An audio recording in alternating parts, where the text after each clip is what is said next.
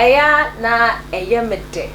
bebre se me ne ahwefo a wo hwe attention TV so ebe hia da na me dig attention consultative abro ewo YouTube so se won subscribe ya na wa subscribe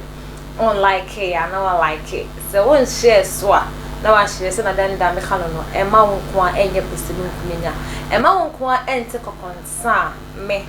dey brewo ewo attention TV so endra in some course so enema course so anope kran some also course so na endra ye hu royal wedding bi I course so ewo ye memu hase akwese hase nu Ghana hase ati ohiani ye wedding ayente eskafo a wagidin enumpo yeni momo a wo ana omoye wedding na yete Jumedie bebre so ebekoso ochina ewo Accra hase your favorite musicians and edeba November 20th on so programs ebekoso and some and so ekoso just UK ended awards ya Ghana for musicians here nominated women ehun sem and so app medin ane akosia sparkles na yeah danida meda Queen Basti ase Queen Basti Foundation ase se eya osomasne na me di attention ko consultative ebre ahwefo ne adofo a wodo attention TV Queen Basti Foundation there or your foundation ba kope no size ono de oso ya ankonam o de mu ye nipakuo na mo pese mo che mo browa ejanka wona woni bie your foundation bi adia ena ni de enhwe bebia me kan for Queen Basti Foundation e de amount Queen Basti Foundation so de na wo bia ye 1 cedi 50 pesos 2 cedis 100 cedis o de fabra nyame ebe shop papa se wa ma obi enso asrena obi so akoso atiase na ubenya Queen Basti Foundation na 0548302985 0548302985 ko consultative ewa attention TV so entwa oho enko bebia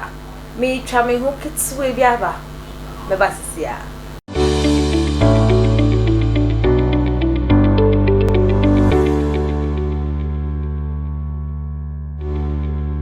me mawo akwa se me koje abrafo enkrato eba no oda so ejina mu twintwintwan kuturuku na mejide se wasanso subscribe ewo YouTube amame eye attention TV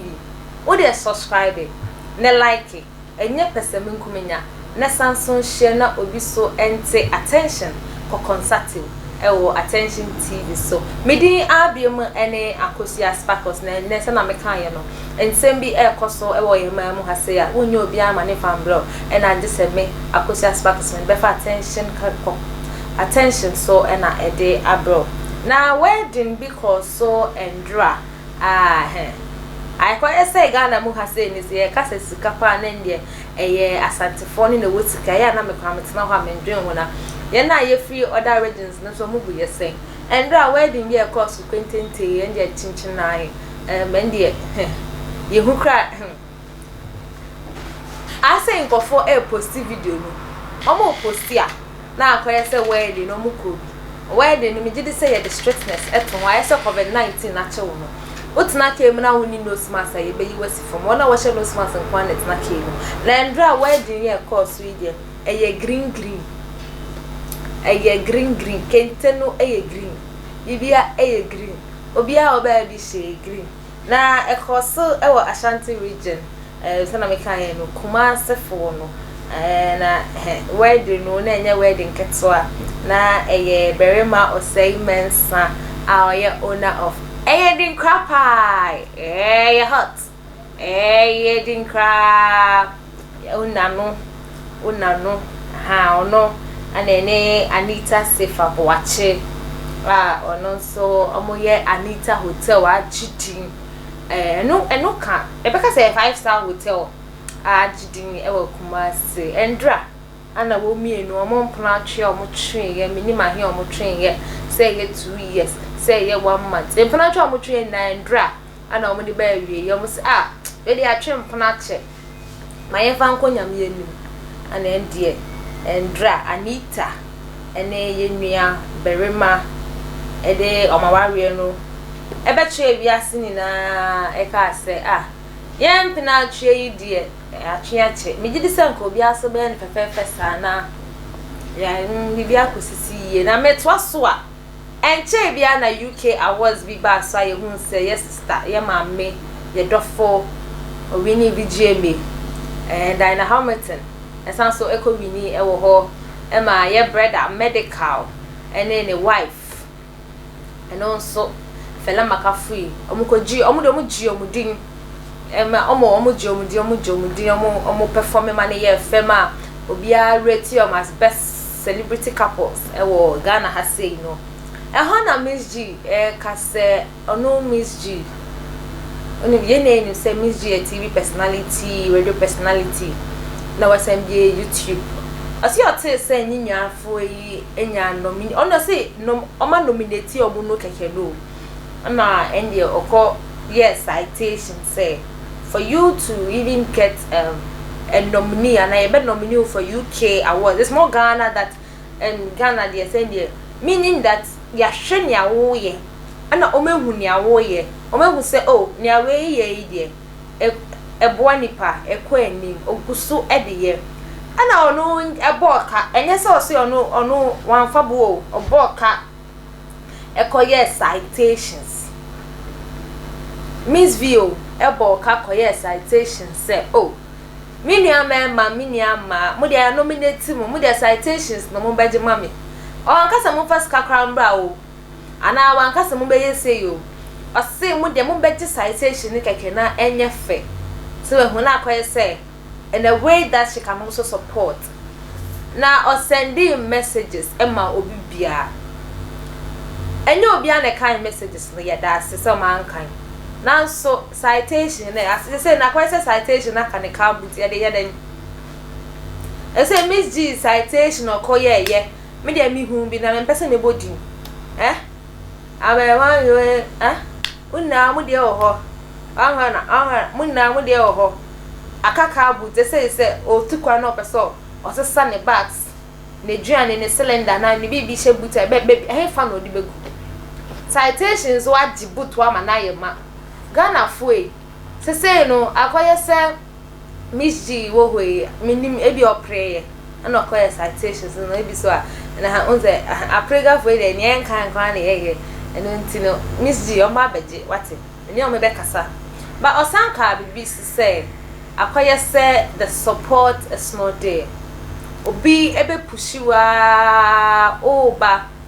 ebi a meya nyom obi de nyom abetime Mr. Kusia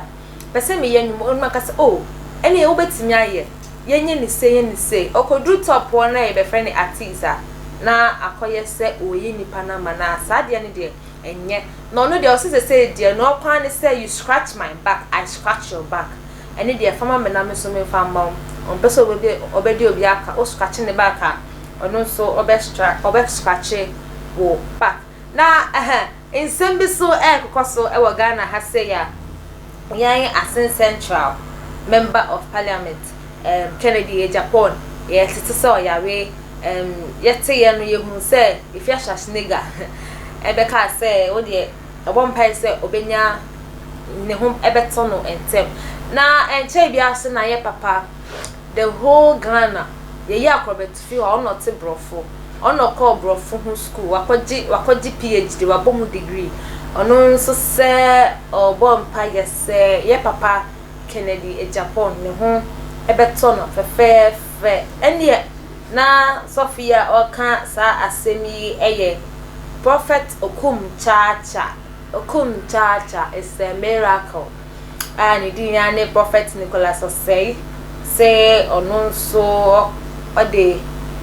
ono so eka kire ye papa Kennedy Osei say ne ho ento ne ntem na de bia